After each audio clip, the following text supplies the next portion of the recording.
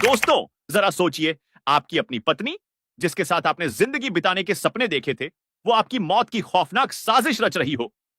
मेरठ के सौरभ हत्याकांड की कहानी सुनकर आपके पैरों तले जमीन खिसक जाएगी। प्यार में धोखा और फिर कत्ल, इसकी हर परत इतनी सनसनीखेज है कि आप अपनी आंखें और कान बंद नहीं कर पाएंगे। क्या आप सोच सकते हैं कि एक पत्नी अपने पति के सिर और हाथों के साथ पूरी रात बिता सकती है?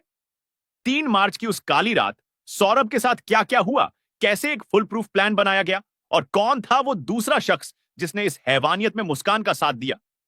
एक मासूम सी दिखने वाली मुस्कान के दिमाग में इतनी नफरत और साजिश कैसे पल रही थी? उसने कब और कैसे इस खूनी खेल की शुरुआत की? नींद की गोलियों से लेकर कत्ल के हथियार तक हर चीज की प्लानिंग इतनी बारीकी से की गई कि सुनकर आपके रोंगटे खड़े हो जाएंगे। और यह सब यहीं खत्म नहीं होता। कत्ल के बाद लाश को ठिकाने लगाने का तरीका और फिर उस राज को छुपाने के लिए जो कुछ भी किया गया, वो और भी ज्यादा चौंकाने वाला है। सौरभ की 6 साल की बेटी ने पड़ोसियों से क्या कहा, जिसे सुनकर इस कहानी का सबसे दर्दनाक पहलू सामने आता है। तो दोस्तों, अगर आप इस रूह कंपा देने वाले हत्याकांड की पूरी सच्चाई जानना चाहते हैं, तो इस वीडियो के साथ अंत तक बने रहिए, क्योंकि आगे जो खुलासे होने वाले हैं, वो आपको अंदर तक हिलाकर रख देंगे। ये कहानी है धोखे, जुनून और एक ऐसी क्रूरता की जिसे सुनकर आप सोचने पर मजबूर हो जाएंगे कि इंसान किस हद तक गिर सकता है। तो कहीं मत जाइएगा, क्योंकि यह सफर आपको सच के उस अंधेरे कोने तक ले जाएगा जहां हैवानियत का राज है।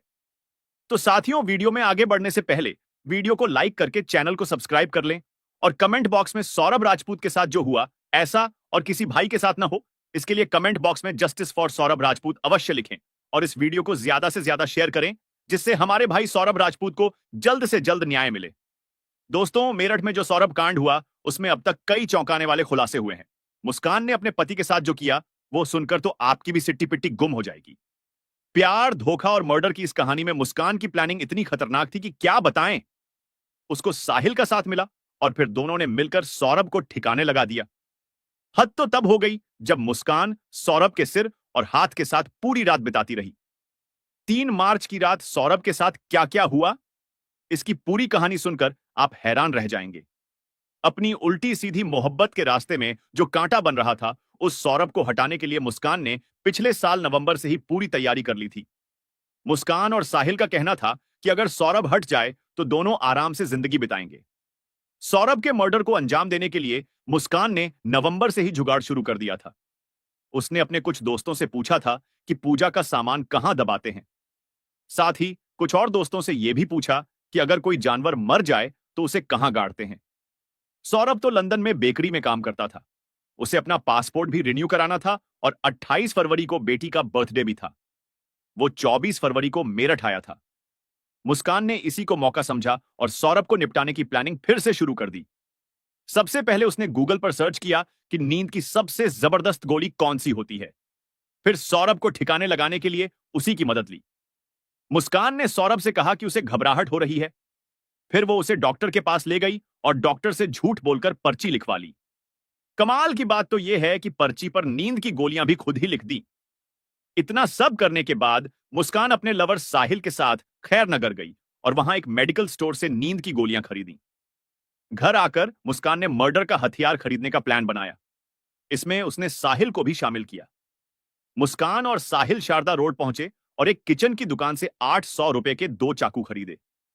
मुस्कान ने 300 रुपए का एक उस्तरा भी खरीदा।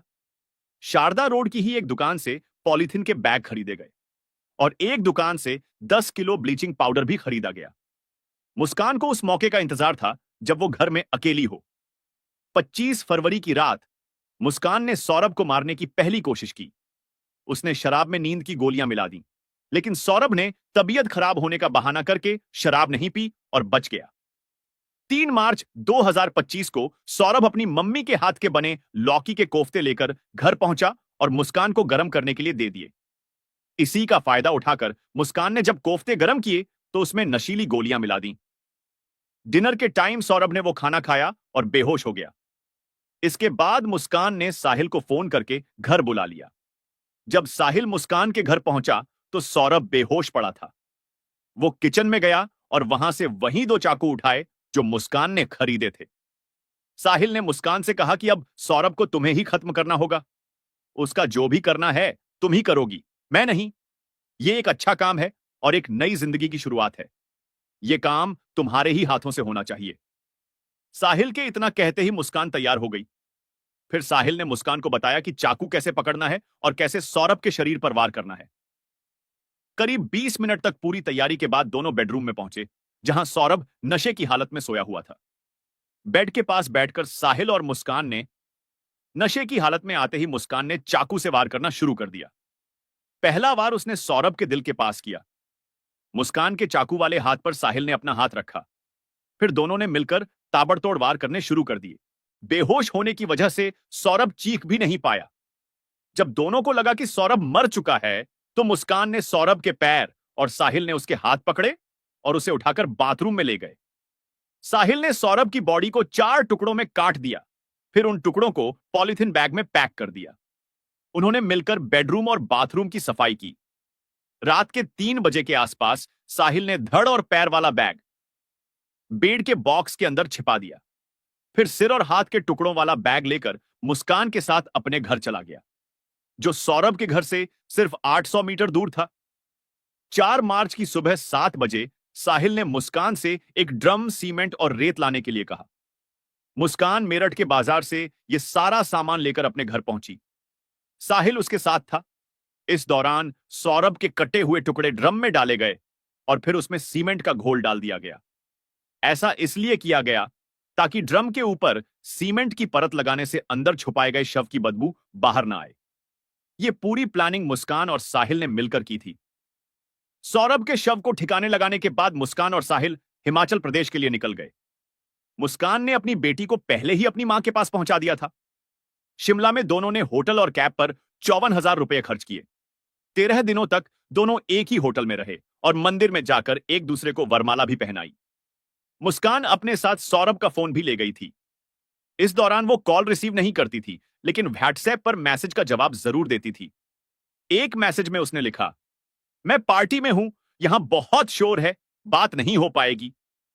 सौरभ के परिवार वालों को भी मुस्कान ने व्हाट्सएप पर मैसेज भेजा और बताया कि वो शिमला में मुस्कान के साथ है।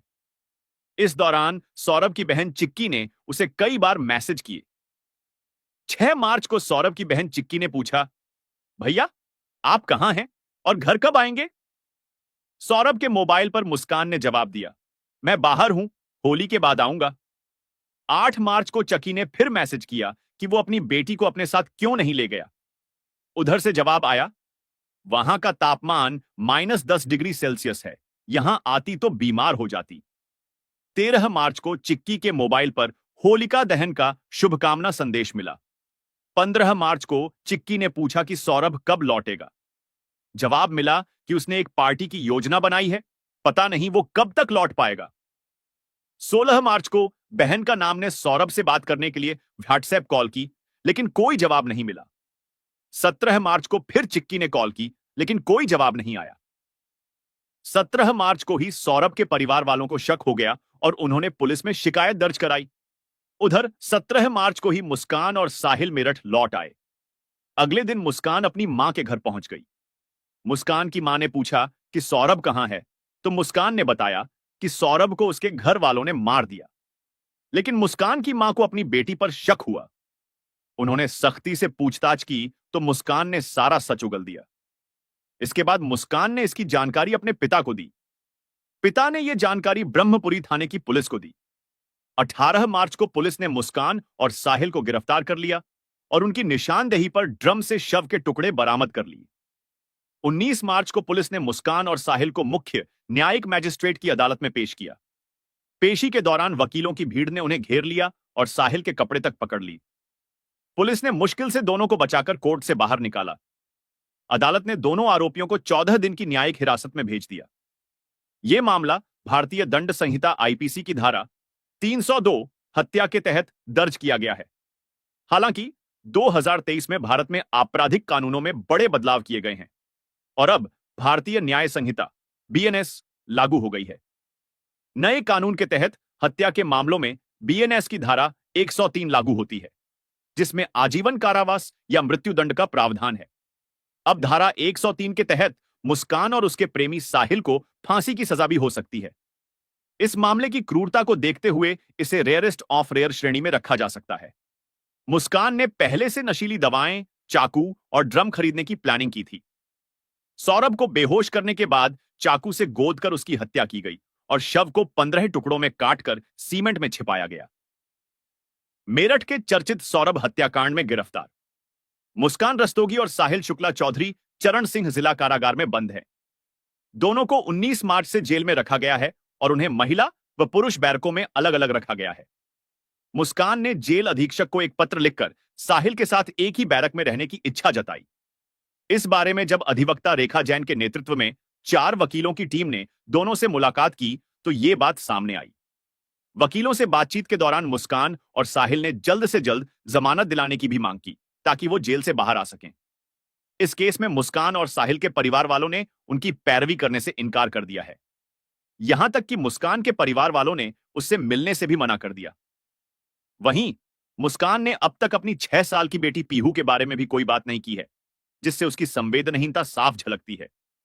मुस्कान और साहिल के एक ही बैरक में रहने की मांग पर जेल अधीक्षक ने कहा कि यदि वे कानूनी रूप से पति पत्नी होते तो जेल परिसर में मिलने की अनुमति दी जा सकती थी। इसी तरह यदि वे खून के रिश्ते में होते तो दिन में मिलने की अनुमति मिल सकती थी। लेकिन सौरभ हत्याकांड की क्रूरता को देखते हुए जेल प्रशासन भी बेहद सतर्क है। मुस्कान और साहिल को सुरक्षा कारणों से अलग अलग बैरकों में रखा गया है। वहीं परिजनों द्वारा किनारा किए जाने और बेटी की याद न करने से साफ है कि मुस्कान को अपने की पर बिल्कुल भी पछतावा महसूस नहीं हो रहा है। सौरभ और मुस्कान की शादी 2016 में हुई थी, जो लव मैरिज थी। सौरभ का परिवार इस शादी के खिलाफ था, लेकिन उन्होंने मुस्कान से शादी कर ली। उनकी 6 साल की बेटी भी है, जिसने पड़ोसियों को बताया, पापा ड्रम में हैं, जिससे लगता है कि बच्ची ने कुछ देखा होगा। यह बात इस मामले को और गंभीर बनाती है। सौरभ हत्याकांड एक जघन्य अपराध है, जिसमें पत्नी और उसके प्रेमी ने मिलकर एक सोची समझी साजिश के तहत हत्या को अंजाम दिया। कोर्ट में पेशी के दौरान वकीलों का गुस्सा इस बात को दिखाता है कि समाज में इस घटना को लेकर कितना गुस्सा है। नए कानूनों के तहत मुस्कान और साहिल को कठोर सजा मिलने की संभावना है, जो समाज में एक सख्त संदेश देगा कि ऐसे अपराध किसी भी सूरत में बर्दाश्त नहीं किए जाएंगे।